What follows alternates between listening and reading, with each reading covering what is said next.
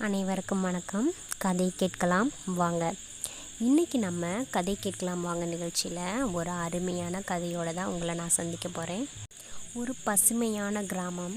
இந்த கிராமத்தில் அமுதன் அப்படிங்கிற ஒரு ஆசிரியர் இருக்கிறார். இந்த ஆசிரியர் பார்த்திங்கன்னா ரொம்ப அறிவான திறமையான ஆசிரியர். இந்த கிராமத்தில் எல்லாருமே இந்த ஆசிரியர் மேலே அவ்வளோ மரியாதை மதிப்பு வச்சுருக்காங்க. ஏன்னா அந்த அளவுக்கு அந்த ஆசிரியர் என்ன பண்ணுவார் அப்படின்னா நடந்துக்கிடுவார்.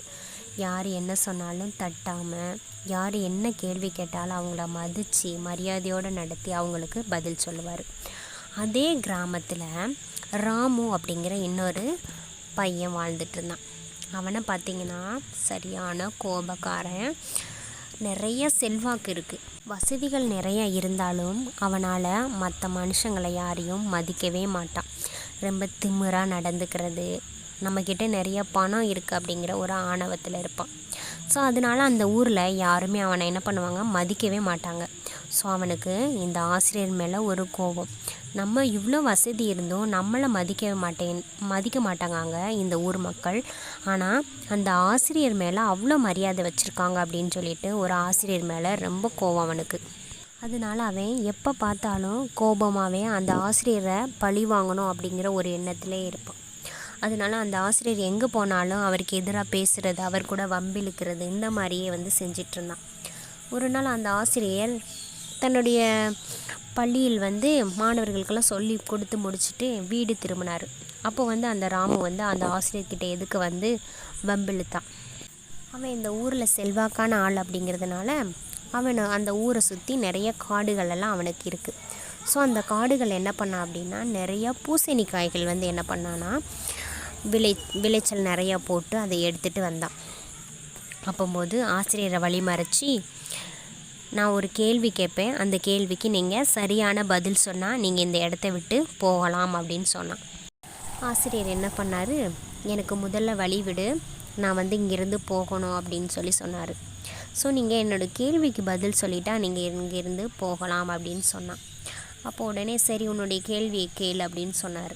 அதுக்கு ராமு கேட்டால், இந்த பூசணிக்காயோட எடை எவ்வளோ இருக்குன்னு நீங்கள் சரியான எடையை நீங்கள் சொல்லணும், சொன்னால் நீங்கள் இந்த இடத்த விட்டு போகலாம் அப்படின்னு சொன்னான். ராமுவும் அவனுடைய நண்பர்களும் வழி மறைச்சி இதை கேட்டாங்க. ஸோ அப்போது அவர் என்ன பதில் சொல்லியிருப்பார், நீங்கள் சொல்லுங்கள் பார்க்கலாம். அவர் என்ன பதில் சொன்னார் அப்படின்னா, உன்னுடைய தலை எவ்வளோ எடையோ அதே எடை தான் இந்த பூசணிக்காயோட எடை, நீ வேணால் நிறுத்து சரி பார்த்துக்கோ அப்படின்னு சொன்னார். ஸோ அப்போது ராமுவுக்கு ரொம்ப அவமானமாக போயிடுச்சு. ஏன்னா தலையை தனியாக எடுத்து எடை போட்டு பார்த்தா தான் அதோட எடை தெரியும், அதை எப்படி தனியாக எடுத்து போட்டு பார்க்க முடியாது இல்லையா.